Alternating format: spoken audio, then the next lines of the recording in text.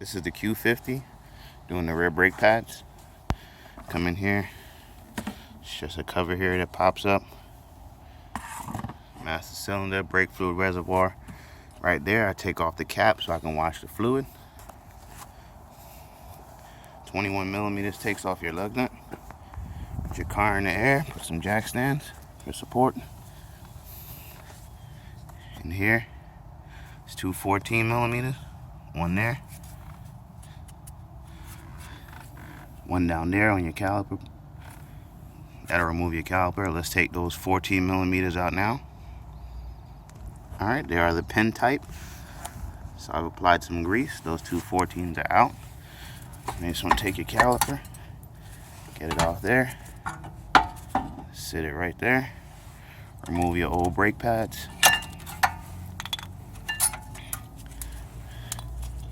Take note of your wear strip.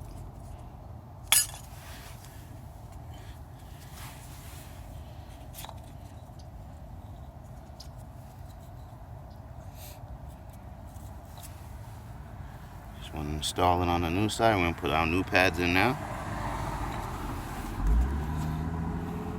Alright, new pads are in. Next you want to compress your piston inside your caliper. I'm going to use an old brake pad and a C-clamp. I'll show you the setup right now. Alright, so there's the setup. C-clamp there. Now you just crank, compress your piston. Alright, piston's been compressed. I'm going to reinstall our caliper.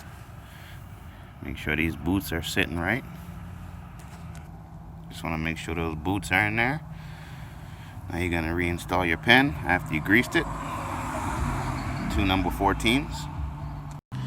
Basically, you just push them in, make sure they line up, then you thread by hand, and then you can tighten the two number 14s.